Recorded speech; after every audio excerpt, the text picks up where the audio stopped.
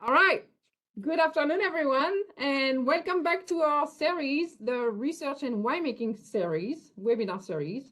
This series started 3 years ago, and we decided to provide it to you once again this year. Thank you very much for being with us today as we begin our fourth season or fourth year of providing these events. And we hope you will enjoy it and will develop knowledge and learn skills to be used in your vineyard and winery. I'm Dr. Aude Waterloo. I'm an assistant professor and extension specialist of enology at Iowa State University. And I'm co-hosting this webinar with my colleague and friend, Drew Horton, a research specialist of enology at the Universities of Minnesota's Grape Breeding and Enology Project.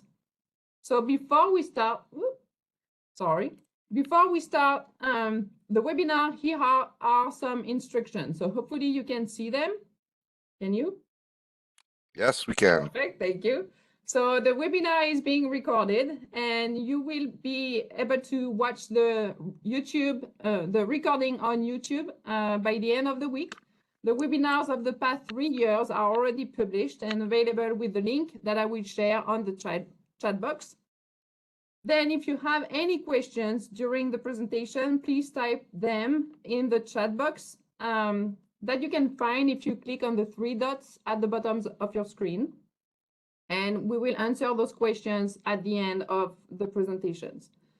At the end of the webinar as well, you will receive an email to complete a Qualtrics survey about how we did last year and today, and what we will need to change for future webinars.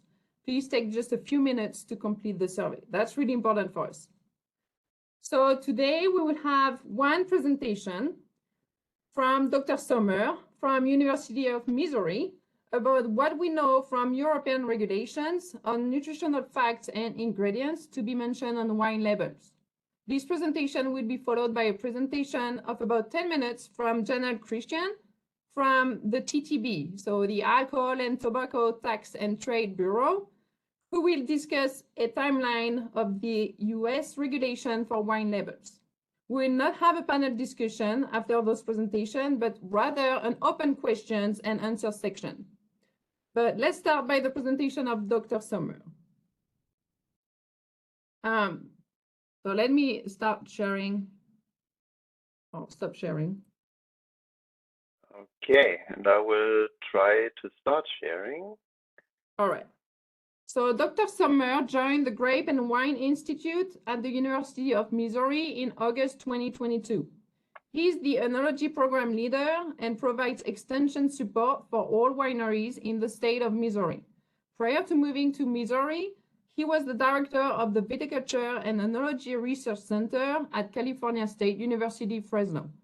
As director of VERC, he provided research and administrative leadership by planning, promoting, and administering all viticulture and enology research programs. Prior to that, Dr. Sommer was the academic program director and an assistant professor of fermentation science at Appalachian State University in Boone, North Carolina.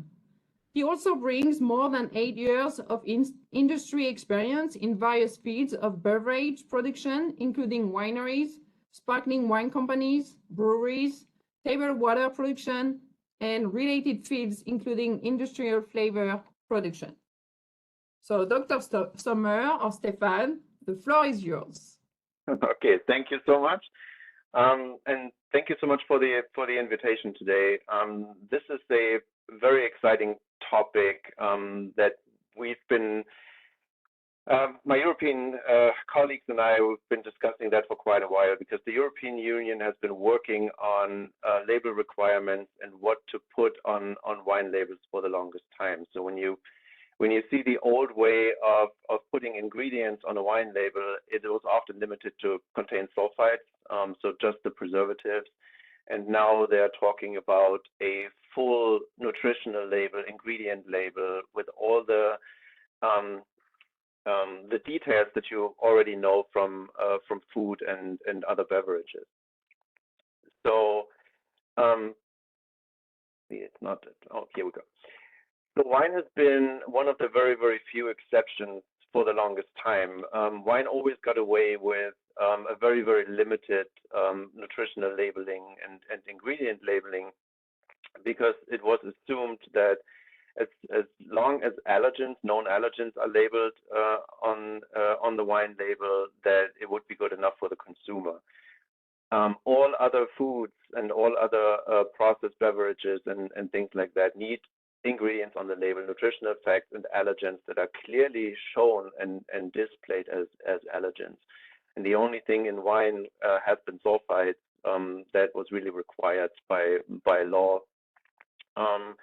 But the European Union is now following the recommendation to expand nutritional labeling and ingredient labeling to wine for the 2023 vintage. If the US decides to follow that example, I will show you exactly what the Europeans are planning and how you as a winemaker can follow those rules or follow those recommendations. There are also a few things that we don't know yet, and I will point those out during the presentation. But my recommendation is to develop strategies now for the vintage 2023 for the winemaking, so you are prepared if those requirements come and you have to put your ingredients and your processing aids and things like that on the label. You're prepared and you have all the information you need. So essentially, I will show you how to calculate calories. That is one of the main things that the European Union wants to see on wine labels. We'll talk a little bit about the big 7 that are part of the nutrition facts on labels, show you what the design ideas are, and talk a little bit about tolerances. And the same goes for the ingredient labels. I will explain the difference between ingredients and additives, because that is really important when it comes to labeling those, and also give you a few ideas of minimal design requirements, or if you want the full information on your wine label, what this would look like on a standard wine label. So we'll talk about labels, but we'll also talk a little bit about price lists and web shops and how you can make those information or those pieces of information available to your customers. Because in the European Union, it's really all about customer or consumer information. They want transparency, and they want the consumer to make healthy choices, which means that potential allergens need to be clearly labeled, potential health concerns need to be clearly labeled, and they want to reach a point where all nutritional labels and all the food and beverage labels are uniform. And the consumer, independent of what product they're trying to buy, will get the same piece of information on every product on the store shelves. All those rules are expected to start December 8th. So even if your wine is made before then, it's probably not labeled or bottled before then. So that December 8th deadline in the European Union, that's just something, if you're exporting wine to Europe, you should be aware of that deadline. I assume that TTB will have a different deadline. Some details are still unknown. We don't know if SO2 labeling will be separate the way it is now, that you basically put contains sulfites on the label, or if you add SO2 as an ingredient.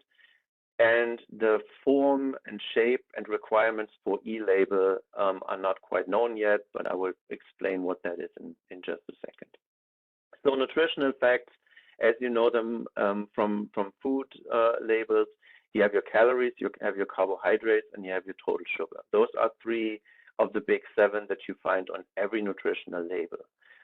The other ones are total fat, saturated fat, protein, and sodium or salt. And this is basically all the nutritional information that you find on food. Calories are mandatory, even for wine. And those are the limits for all the big 7, where you basically, if you are below that, you don't have to have a quantitative amount on the label. So if your carbohydrates and your sugar in your wine is less than 5 grams per liter, you can say contains minor amounts of, and you don't have to put an exact number on the label. So the summary can mean that we all know we have less than 5 grams per liter of fat. We have less than 1 gram of saturated fat, protein, sodium, should all be below that limit. So you don't have to worry about analyzing fat or analyzing protein in your wine, because those thresholds are really, really generous. So you can say contains minor amounts of, list those. And if you have a dry wine that has less than 5 grams per liter of sugar, you can even add the carbohydrates and sugars. So your nutritional facts will basically just have calories and then contains minor amounts of carbohydrates, sugar, fat, saturated fat, protein, and sodium. If your sugar is higher than that, if you have an off-dry wine or sweet wine, then obviously you have to add your sugar concentrations to your label. But for the other 4, I would safely assume that all the wines we produce are below those limits. So how do you calculate your calories? It's important that everything is analyzed for 100 mils. That's the serving size. 100 milliliters of wine is the assumed serving size, and you calculate your calories based on 100 milliliters. So your carbohydrates and your sugar, you basically 1 gram per 100 milliliters times 4, it's 4 kilocalories per gram, essentially. Titratable acidity is another factor that goes into calculating calories, 3 kilocalories per gram per 100 milliliters. Alcohol is the biggest factor. Just to make it simple, I chose 12.5% by volume because that's 100 grams per liter or 10 grams per 100 milliliters. You multiply that by 7 and you have 70 kilocalories for your alcohol, but only for that example. So you're converting your percent by volume to grams per liter and use that grams per liter number to calculate your kilocalories. And as you can see, that's the biggest factor when it comes to calories is your alcohol. So high alcohol wines will always have more calories than low alcohol wines. Your glycerol, that is a number that is not required to be analyzed. So you don't have to have a specific number. You can assume that your wine has 1 gram per 100 milliliters of glycerol. So those 4 kilocalories are basically as stable throughout your wines. And you're probably analyzing alcohol, TA, and sugar in any case. So those analyses do not add additional work for you as a winemaker, in most cases at least. So your calories in this example would be 81 kilocalories. And if you multiply that by 4.25, you get your kilojoules. And in this case, you have 344 kilojoules for that example, or 81 kilocalories. That is your very straightforward, simple calculation of calories for your label. So this is what it could look like. You have a table, and you say, in this example, you have a 10 gram per liter sugar wine, so you have to put 1 gram per 100 milliliter of sugar on there, but your minor amounts, fat, saturated fat, protein, and sodium can be in the bottom. The table needs to show numbers with 1 decimal if you are below or between 0.5 and 10 grams per 100 milliliter. And it all needs to align on the left. So it is consistent with all the nutritional labels that you see on food. When you look at the tolerance down there, the European Union specifies that under 10 grams per 100 milliliters of sugar, your tolerance is 2 grams, which corresponds to 20 grams per liter. This is very, very generous. So in most cases, you can get away with a method of analysis like a wine scan or something that is not a reference method or not a really accurate lab method, because your tolerance is so huge. You can basically come up with a good enough estimate of your carbohydrates. So especially what you do for your label, if you want to classify it as a dry wine, off dry wine, or sweet wine, you get some sugar analysis done. That is usually good enough for your label. List of ingredients. You have to differentiate between ingredients and enological aids.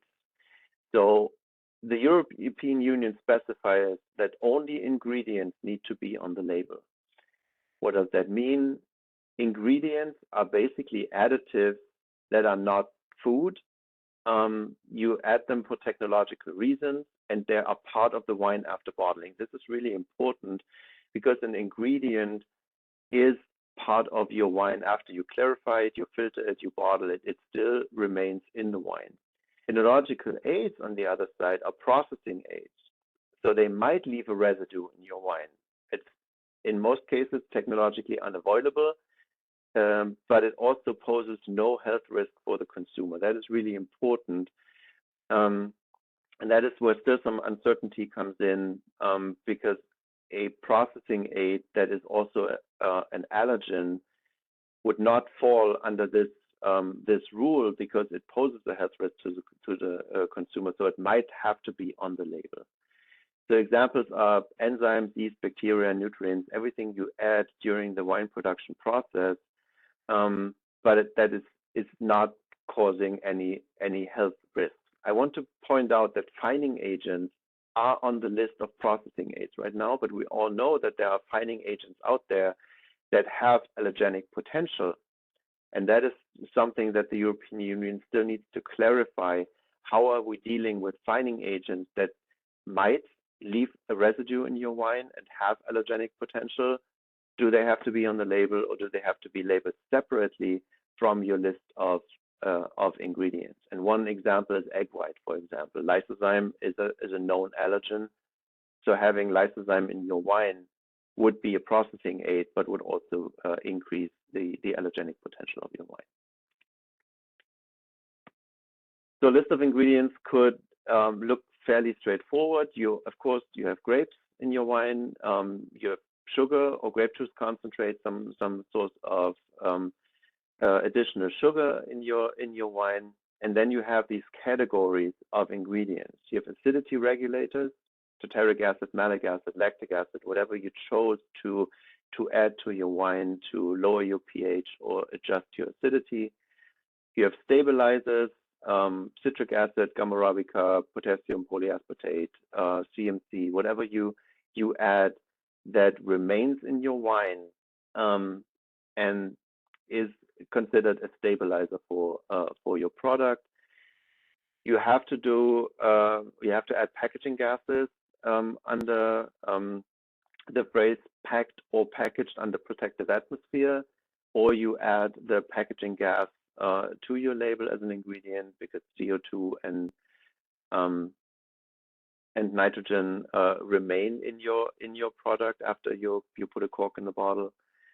And then, of course, your preservatives, in most cases, sulfur dioxide, potassium metabisulfite, ascorbic acid, sorbate, valcurin, whatever you add as a preservative that remains in your wine needs to be on the list of ingredients. So your list of ingredients could be just grapes, sugar, and then you can do may contain acidity regulator, stabilizer, antioxidant, and your packaging gases. And you should know that allergens must always be clearly visible in your list of ingredients, that at least the recommendation of the European Union, they can be bold, they can be underlined, the font color can be different, but they have to stand out from your list of ingredients. We will see how they decide to do that at the end of the day, but this is at least the recommendation right now. And in the European Union, you can also use the ingredient class or E number to list your ingredients. So besides your grapes and sugar, you can use the E numbers for stabilizers, antioxidants, and acidity regulators. What I would suggest is to use the phrase may contain as often as you can. So you can do one label for all wines. Because if all your wines contain grapes and sugar, and some of them have acidity regulators in there, stabilizers and antioxidants, and you're always using the same ingredients for all your wines, you don't have to worry about making specific labels for specific wines. And this is where planning and winemaking strategies come in, because you can essentially design a label and say, this is my winemaking protocol, and I'm following this for a number of wines, so I can use the same ingredient list for for all my white wines, for example. If your ingredients are in your wine under or below a concentration of 2%, you can select the order that you want to put them on your label. And the strategy, again, can be to put the ingredients that are perceived as not as unproblematic, put those first in your list of ingredients, and the ingredients that you don't really want to show off in your ingredient list, but you're required to put them on the label, put them last. And that means that the consumer perceives those amounts of being minor. And the lower on the list, the lower the concentration in your wine. So that could be a strategy to assure your customer that the main ingredients still remain grapes and sugar, and there might be some other things in there, but the concentration is really, really low. So the label design, and I chose a German wine just because I was talking to a lot of Germans about this. It can be one text box. You have a list of ingredients on the left, your grapes, the acidity regulators, and that shows E numbers here for this example because it saves space on the label. And on the right-hand side, you can have your calories.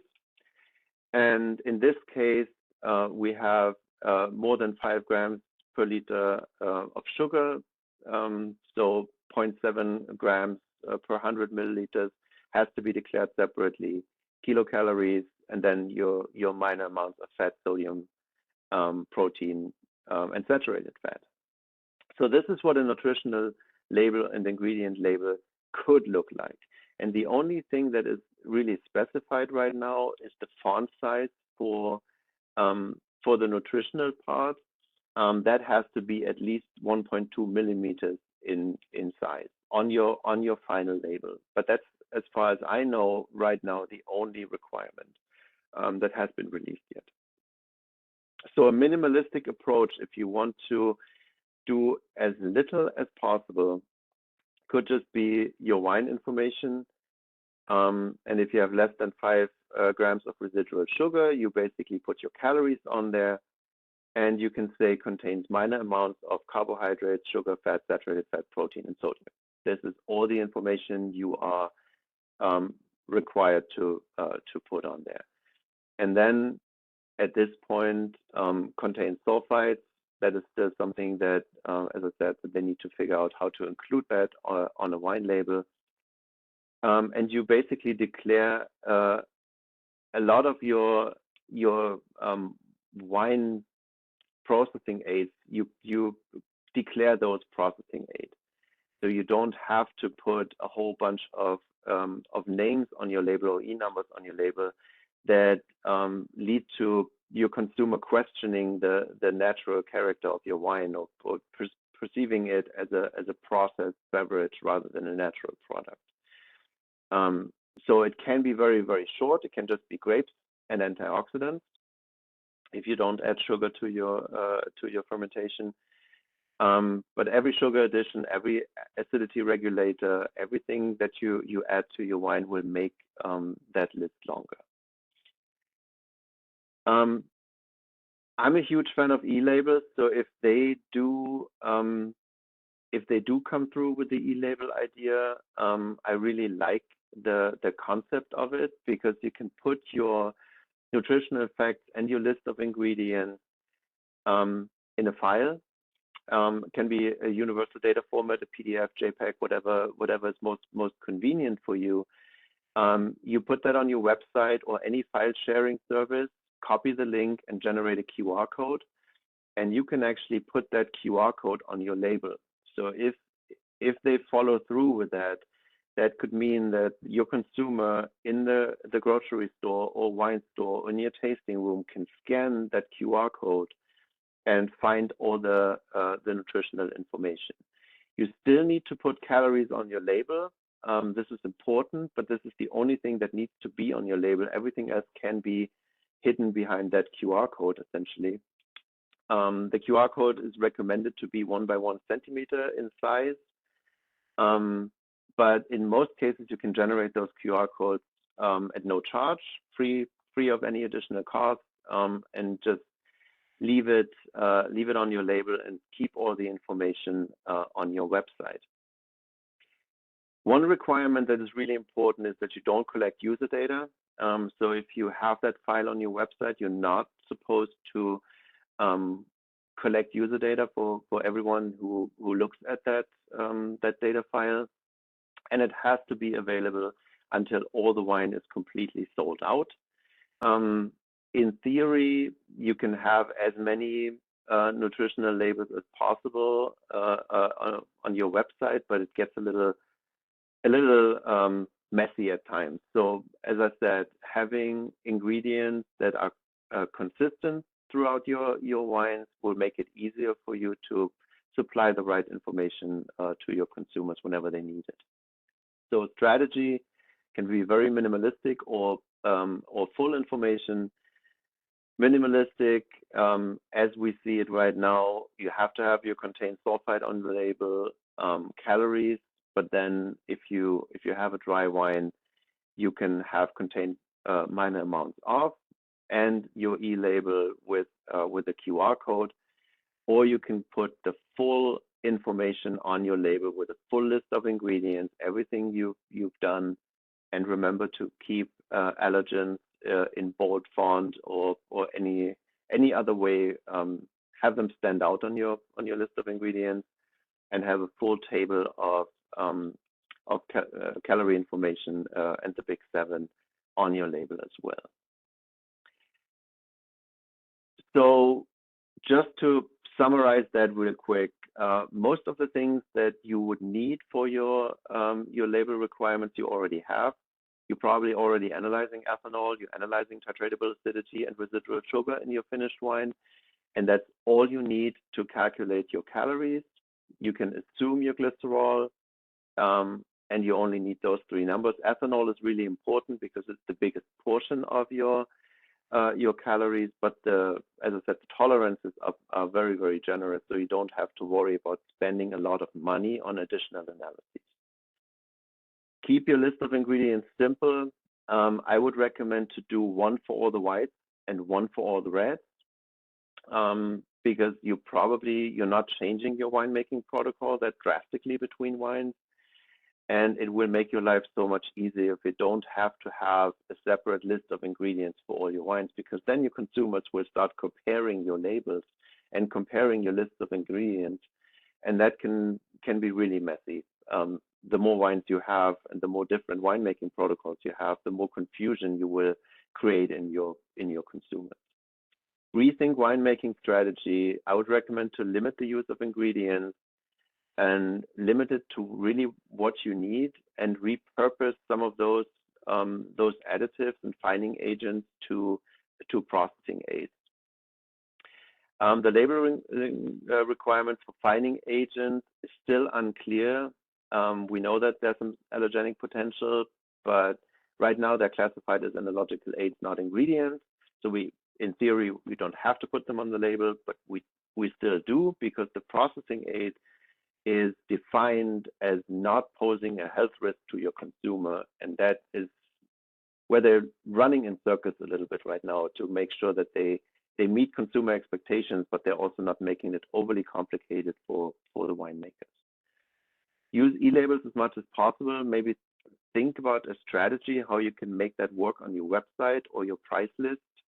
Having the information on your website never hurts, and just having a QR code on your label is a really easy way to do that, and it does not disturb the appeal of your label as much as a full list of ingredients and a full list of nutritional facts. The policy is still not in effect. As I said, December 8th is the deadline, so there will be updates in the next few months, and we should all prepare for the requirement to come in the US as well. So the European Union is just the first to think about these things out loud. But in the light of consumers wanting to make healthy choices and wanting to make good purchasing decisions, I think it was only a matter of time until we had to deal with it, and got away for quite a few years without having to label ingredients.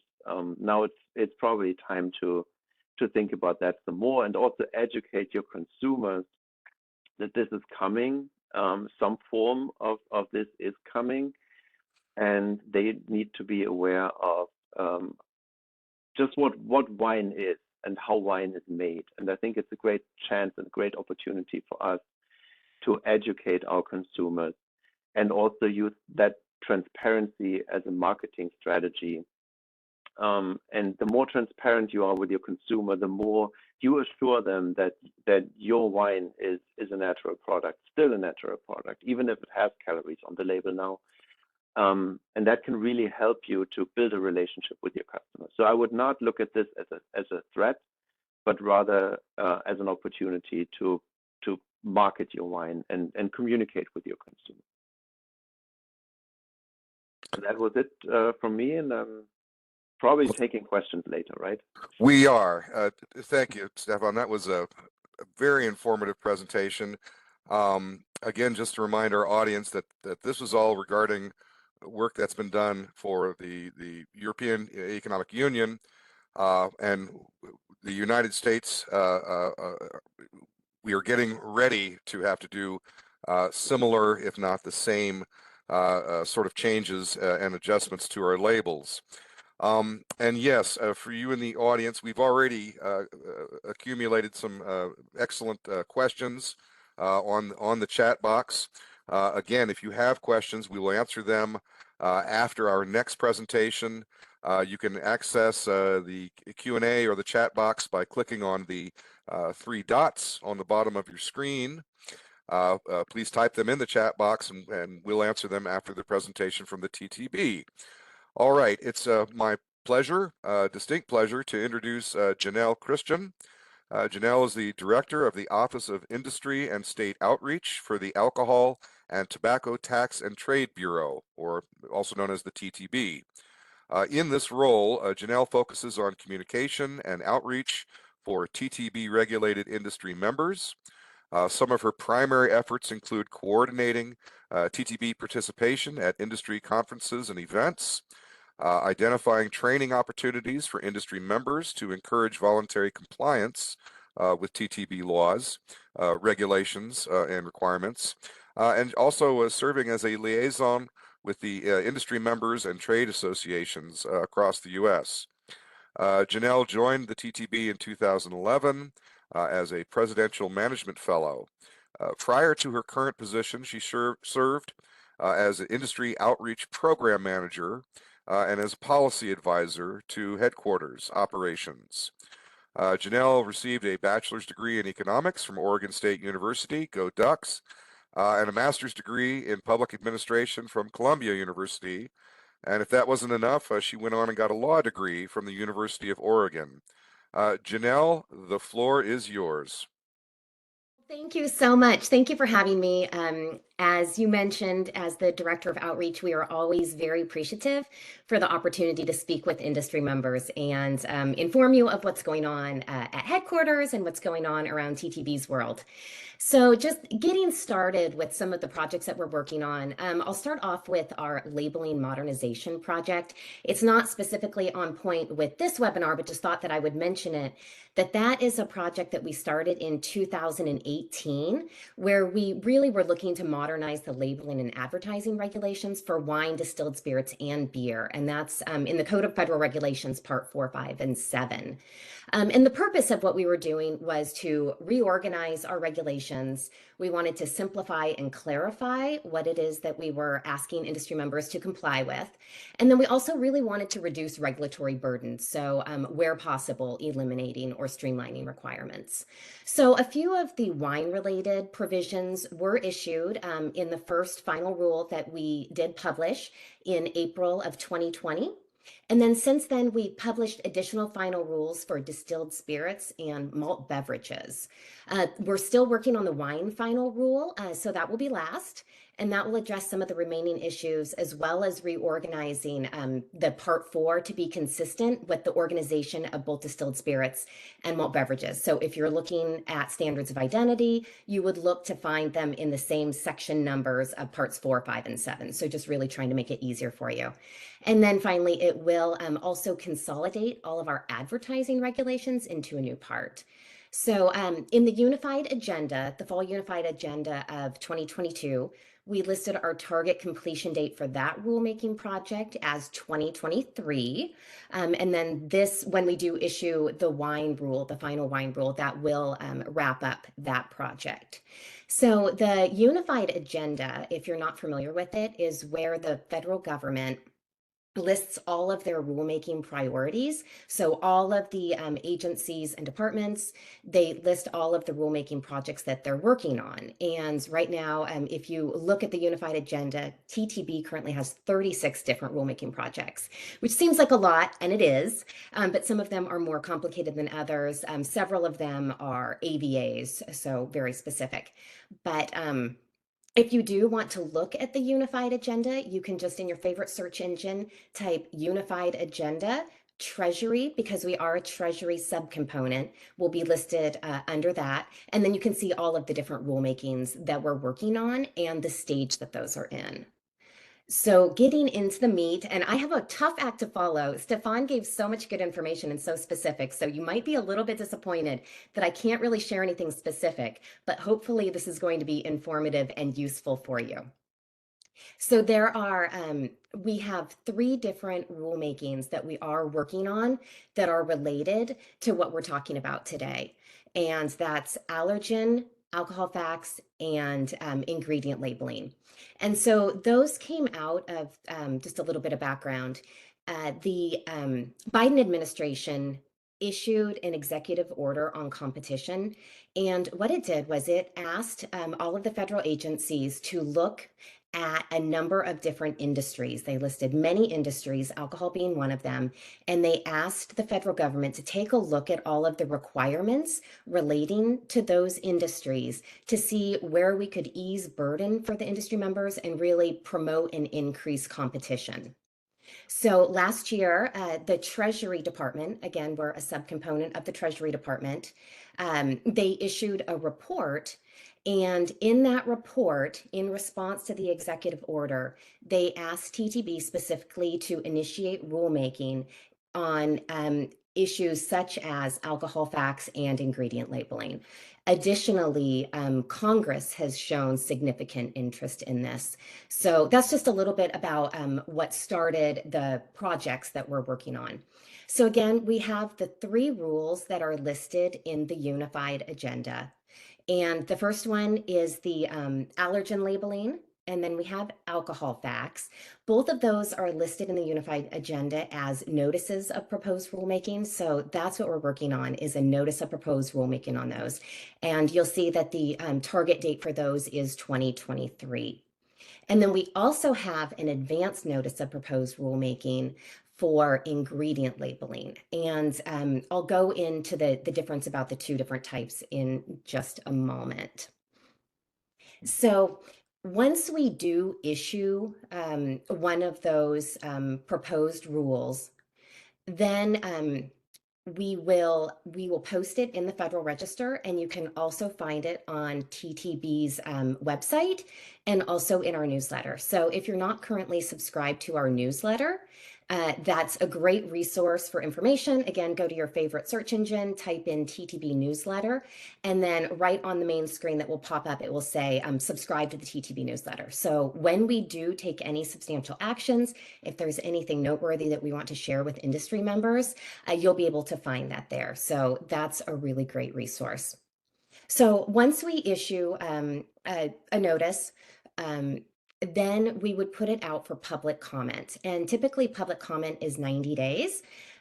Public comment periods can get extended depending on how complex the rulemaking is, how hard it is for stakeholders to reply if they request an extension, but typically around 90 days.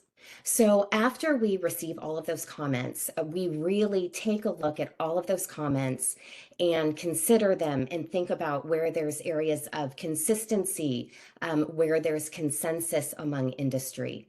And that's really helpful for us. So when we get those comments, we really look to see how specific they are, how informative they are. So as you're thinking about submitting comments, either individually with your guild, with your industry associations, we really want those comments to be informative, such as if it's going to be burdensome, how burdensome will it be?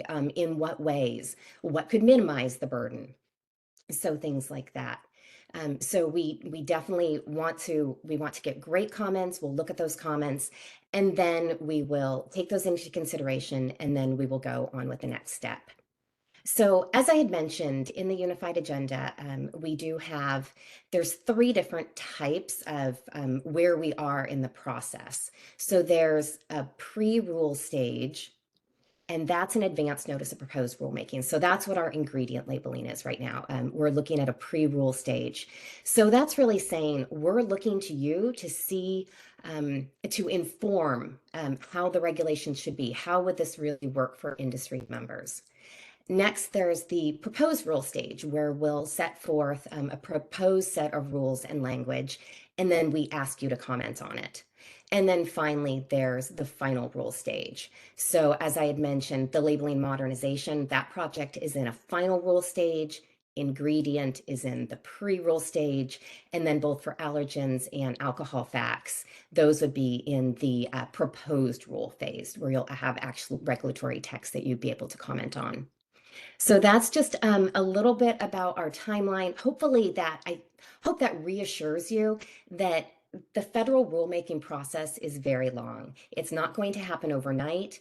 We really want to hear from our stakeholders. We want you to inform it so that we know what works for you, what works for the industry that you know so well. And then it's a very deliberate process. So we really do take into consideration all of the feedback that we hear, and our next steps are very deliberate. So while it is not a fast process, I think it's a very effective process. Right. Thank you so much, Janelle, for all those explanation of timeline. Just a quick question before we move on the question and answers. Do you know how long this entire process is taking from the pre-stage until the final step? It really depends on the rule and the complexity of the rule and whether there's consensus in the industry or not. But I will just use as an example our labeling modernization rule that I had mentioned. So we initiated that. We put out our first notice in the Federal Register in 2018, and we're hoping to wrap it up with wine in 2023. We did issue the first one just 2 years later, the first final rule in response to that 2 years later. So it really does vary depending on the project and, again, how complex the regulations are. All right. Thank you very much. So thank you for everything. So just to remind all the attendees, please type any questions you have, and that's the time when we will try to answer them the best that we can.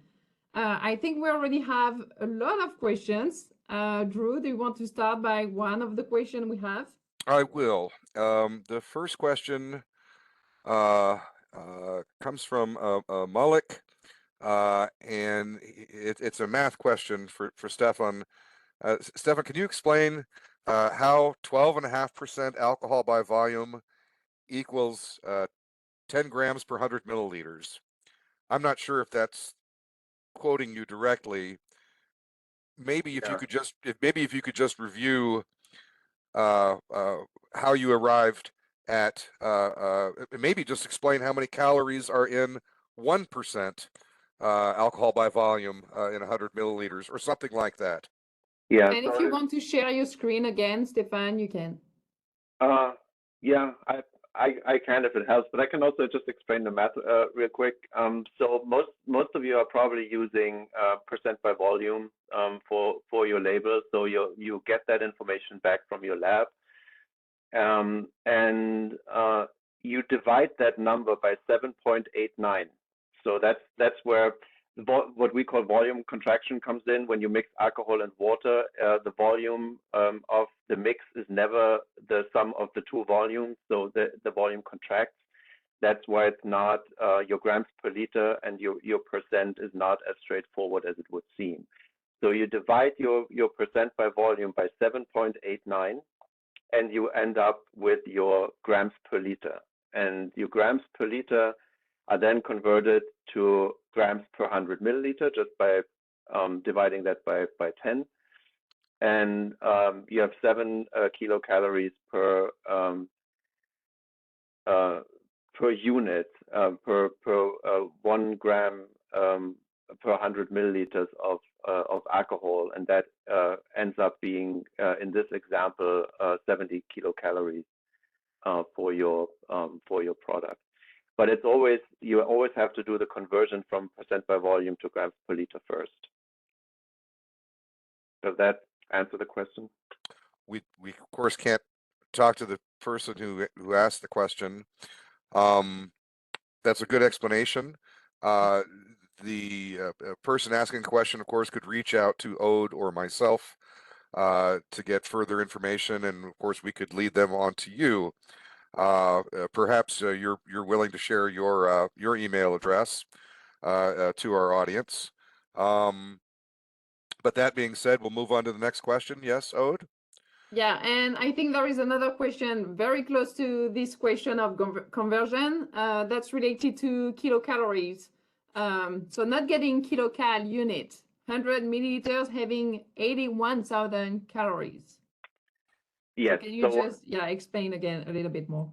When we talk about calories in daily life, we usually talk about kilocalories. So it is one kilocalorie is 1,000 calories. That's correct. So the conversion is straightforward, but don't be afraid of these huge numbers, because we're usually talking about kilocalories when we mean calories in any case. So it is when you look at nutritional labels for food, it's always kilocalories. It's just the way food is usually labeled. Thank you. We have another great question regarding the serving size. So how was the serving size decided, especially why 100 milliliter is used when a standard glass is less than that or more than that? So can you elaborate a little bit more about the serving size? Why 100 milliliters? I honestly have no idea. And the 100 milliliters is coming from the European Union. So the TTB could come up with a different recommendation for serving size. And I would assume that the US version of that is not 100 milliliters, because it is an unusual volume. But the European Union being on the metric system, 100 milliliters is the most straightforward volume that you can put on a label. You can't put a whole liter on there, and the next best thing in the metric system is 100 milliliters. So I think that's the way they came up with that volume. But as I said, it could be completely different in the US. And I'd have to assume that it would be a different measure or a different volume in the US. I'm going to speak on behalf of the entire population of the United States of America who actually finished school, that we're sad and chagrined and ashamed that we are not yet on the metric system. I was strictly informed in 7th grade that we spent 2 whole weeks covering the metric system, and we complained about it.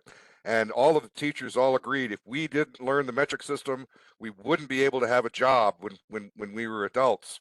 And that was a big lie, because we're still suffering along on the length of the king's foot and all the rest of that sort of thing. So yeah, I know Janelle probably does not have an answer, but I would have to assume that we would have a different measurement, and it might still very well be in ounces for all we know. The next question, and I hope the rest of you Americans don't mind me speaking on your behalf. Is there a list of e-numbers available for consumers to cross-reference? I guess that really only applies in Europe, but How do Europeans, consumers, access what those e-numbers mean? That is all public information. So you can look up those lists on any government website that deals with food safety, ingredients, labeling requirements. Could be on a European level, or it could be on a national level. Those e-numbers are basically EU-wide used for the same ingredients. They always mean the same thing. And it's relatively straightforward to find those specifically for wine or for all foods. And there are hundreds and hundreds of ingredients on those lists. I think there are close to 800 ingredients listed on those lists, and you just find them based on the number. And I'll go to the next question in just a second. Your comment reminded me, in all of your presentation, you never mentioned yeast. Is or is not yeast an ingredient? No, yeast is not an ingredient because you remove your yeast from your wine before you bottle it. So it is considered a processing aid. Interesting. All right, the next question is regarding acidity or added acid or not adding acid. The question is, if you do not add any additional acid, do you still have to include it in the list of ingredients? Or is just having the word grapes in the ingredients covering that natural acidity and then everything else that comes within the grapes? You don't have to put acid as an ingredient on the label if you don't add acid. If you regulate your acid, you have to decide if your acid regulated stays in your wine. So let's say you're using calcium carbonate to remove acid from your wine. Calcium carbonate is removed from your product. It's not an ingredient. It's a processing aid, and the acid that you remove doesn't have to be on the label. So on that end, you're essentially safe. And if you don't add any acid to it to drop your pH, you don't have to put it on the label. That makes sense. We do have questions related to acidity or the sugar that is used to balance with acidity. So when you said total sugar or residual sugar would have to be measured, do you mean glucose plus fructose? Do you have to separate between those two? And if you don't measure residual sugar, how can you do that? Which method would be appropriate to use to measure residual sugar as well? Since the tolerance, the analytical tolerance is so large, I wouldn't worry about the method as long as you get your sugars somehow. You can use a wine scan where you get the sum of glucose and fructose. You can use an enzymatic assay. You can even use some old-fashioned titration method that gives you the total sugars in not just glucose and fructose, but all the sugars in your product, and use that number, because the tolerance is wide enough that you don't have to worry about a decimal off. You can basically do the analysis in-house. You can send it out to a lab that you trust. But I wouldn't worry too much about this being the most accurate analysis, and that basically goes for all the compounds that you use to calculate your calories. Also goes for the ethanol. If you are 0.5% off, it doesn't necessarily matter, because the tolerances, whenever somebody comes in and double checks your numbers, the tolerances are so large that you don't have to be spot on with your analysis. You don't have to spend $60 on alcohol analysis if you just needed to calculate your calories. And I know that there's also a pretty wide tolerance from a TTB perspective for your label, and you can just use the same number that you use for your label and calculate your calories. I don't think that there's any additional cost really associated with that calculating requirement, besides what most wineries are already doing. So you don't think that they would have to measure everything all the time for each individual wines? No, that's at least not what the European Union is suggesting right now, and that's where these limits come in, where sugar below 5 grams per liter doesn't have to be specifically on the label. Proteins, fats, sodium, all these thresholds are set in a way where most wines really don't need those analyses done. And if you're having a sweet wine and you're adjusting your residual sugar, you have that number, and you can just use that number to calculate. All right, because we have a similar question about people who use table wine when the alcohol content is pretty low or below the 14%, if I'm correct. So does that mean that they will have to measure to calculate the correct amount of alcohol they have, the correct concentration they have?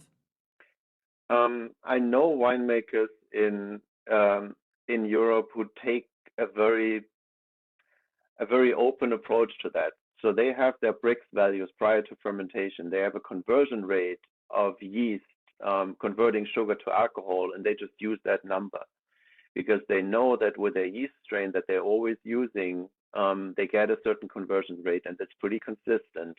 So they know based on their Brix reading how much alcohol they have in their wine, and then they just use that number to calculate the calories. There's a question here, perhaps for Janelle. Is it likely that there might be different requirements depending on the size of a winery, measured perhaps in wine production and a number of cases per year? Do you think there'll be any sort of tiers or levels between really small wineries may not have to do this, or are you reasonably sure that this is going to be across the board? Doesn't matter if you make 100 cases or 1,000,000 cases. I absolutely get the motivation behind that question. It's harder for smaller businesses and to absorb costs and change labels. If that is something that is of interest and it's not specified, and again, I can't comment on the pending rulemaking, but definitely submit comments as if how burdensome it would be and if there is a justifiable threshold or any ideas that you're interested in. So. It's going to be very important for wineries in every state of any size and of any age to participate in this comment opportunity. So for those of you who've asked these types of questions, search your motivation for asking those questions and take part in the comment period that the TTB will be announcing in the somewhat near future. Yeah, there's the table wine question. There's a Yeah, question. we have another question for Janelle, I think. Go ahead. About the time frame. So are we still looking at a few more years for wineries to roll out these new label requirements? While I don't have a crystal ball and I can't say how many years or how long it will be, I can absolutely reassure everyone that there will be ample time to comment, and then there would also be time to make the changes. So nobody needs to stress yet. Good. Because there is another comment made about none of the consumer that this person had asked for this type of information besides sulfites. So what is really driving this in the US? It sounds like more regulation and burden, not less. So I would say as a bureau, we are focused on streamlining and reducing burden. This just happens to be a very important issue.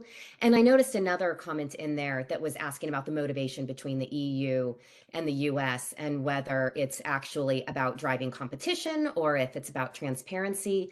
And I would just note that although it was set forth as a recommendation from the Treasury Department in that report that they produced, in response to the executive order on competition, they do clearly indicate that it's a public health interest. So while the report does focus on competition, they also consider the public health aspects and have received numerous comments from public health advocates. So that's a large part of what's driving it as well. Thank you. and there's two questions. Stephan, I think you can answer them all briefly. A participant here says, I missed, where is the nutritional labeling in the rule phases? And then they followed up with allergens and alcohol in the proposed rules. Is that all of nutrition? With the rule phases, that might actually be a Janelle question, right? Yeah. So Yeah. that's, go ahead, Janelle. Yeah, I can take that one for the US. So again, the allergen and alcohol facts, which is, I think, very largely, Stephan, what you're referring to as nutritional. So those will be in the proposed rule stage, and it's the ingredient labeling that would be in the advanced notice of proposed rulemaking, that pre-rule stage. All right. Then there's another question from Alex. We didn't cover that, did we, Ode? It sounds like there's a difference in motivation between the EU and the USA. Am I correct in noticing that the EU regulations are being crafted for consumer transparency versus the US gearing towards industry members and industry competition?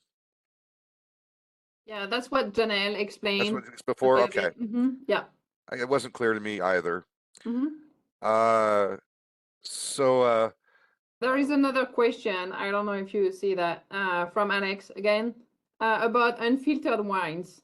Because Stephan, you mentioned that yeast are not an ingredient, but because you're removing the yeast. But if you use unfiltered wines, you still have dead yeast, right? So what's happening for pet nat, for example? I don't have an answer for that because right now they're pretty specific with their lists of what's considered a processing aid and what's considered an ingredient. And yeast and bacteria are still on the list of processing aids. And I mean, if you just coarse filter your wine, you're not removing any bacteria from it. So bacteria could also be seen as an ingredient. I would not be too worried about it at this point, and I would definitely not open that kind of worms and tell those lawmakers too much about how wine is actually made, because that could make it really, really hard and complicated for us.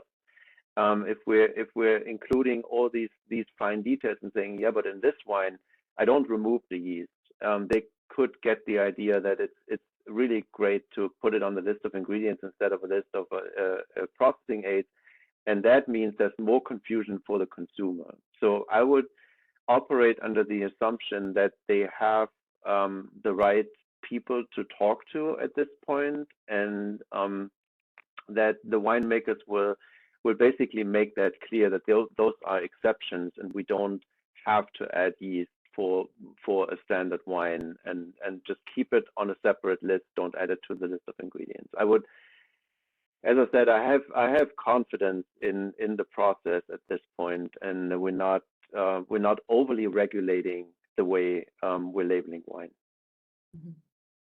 Great, thank you very much. Can you explain a little bit how it's going to impact the shape, like from a marketing side? Do winemaker will still be able to have a nice label and enough space to mention marketing things on the labels? Because if they have to put the QR code plus the number of calories, what do you think about space? It all depends on where you sell your wine, because that is also something that the European Union is still talking about, is if you're exporting your wine, how many languages do you have to have on your label? Do you have to have more than just one language and provide the information in multiple languages? They haven't figured that out, but that would basically limit your space on the label even more if you now have to put your calories in 5 different languages on your label just because you're exporting your wine.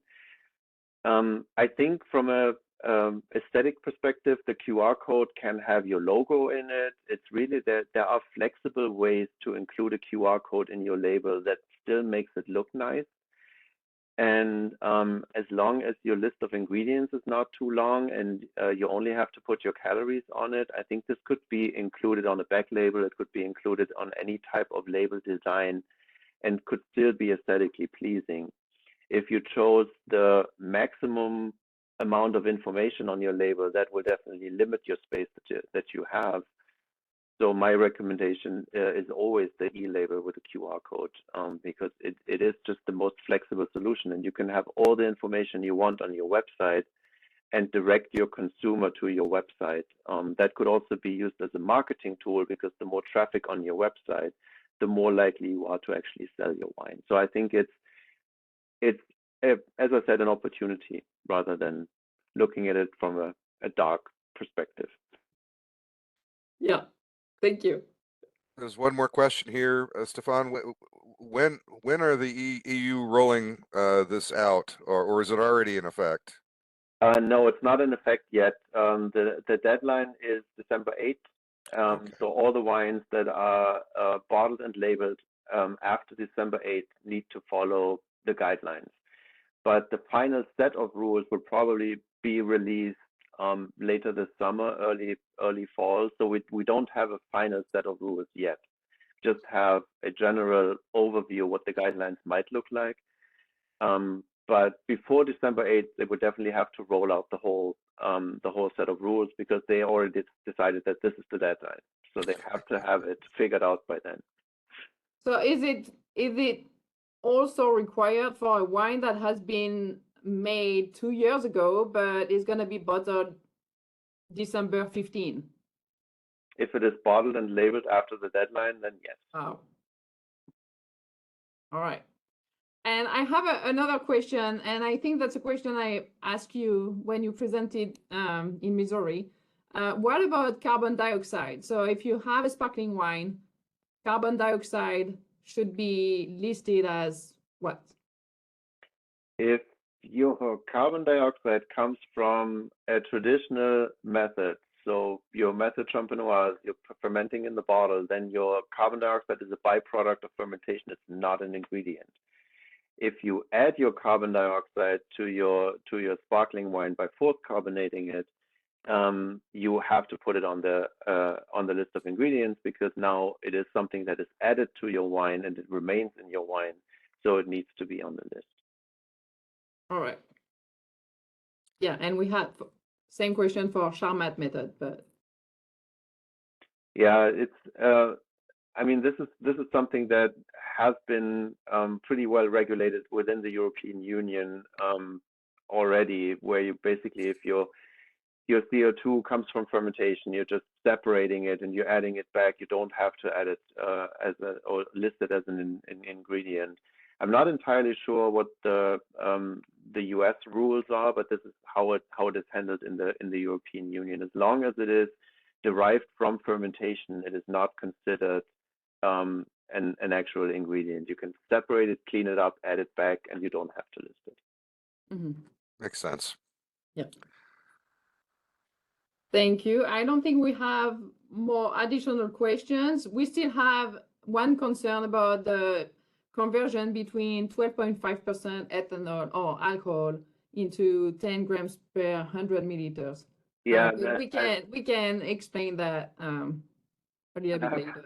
I'm looking at the question right now, and I might have said divided, but it's actually multiplied by 7.89. I apologize if I misspoke. So your percent by volume multiplied by 7.89 gives your grams per liter. And if you do the 12.5, you end up with 99 grams. So it's not exactly 100 grams, but as I said, for calculating calories, it's close enough. Yeah. And I happen to know that winemaker, and I have their email. And I may just send an email to the both of you, and you two could fight it out amongst yourselves. Okay. Well, do we have any other questions, or is that it? We don't. Okay. If you have a question, please just type it. We still have a little bit of time. If you don't have any more questions, you can reach out to all of us whenever you have one. So before closing everything, I want to thank you all for your participation. Thank you very much for the presentation, Stephan and Janelle. We hope this webinar was helpful and brought new knowledge to you. Hopefully that would be useful in the future, near future. So please send us an email if you have any questions.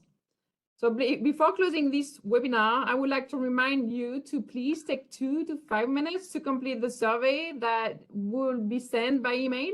Otherwise, I will just ask you to scan the QR code, starting to play with QR codes. And then I would say stay tuned for future webinars. So the next one is June 13, and that will feature research and practical knowledge about optimum maturity or ripeness parameters, focusing especially on cold climate grape cultivars from a vineyard and standpoint and winemaking standpoint. So once again, thank you very much, and we hope to see you soon. Thank you, Janelle. Thank you, Stephan, very, very much. It was a pleasure to work with you too. Thank you very Thank you. much. Thanks. Bye-bye. Janelle.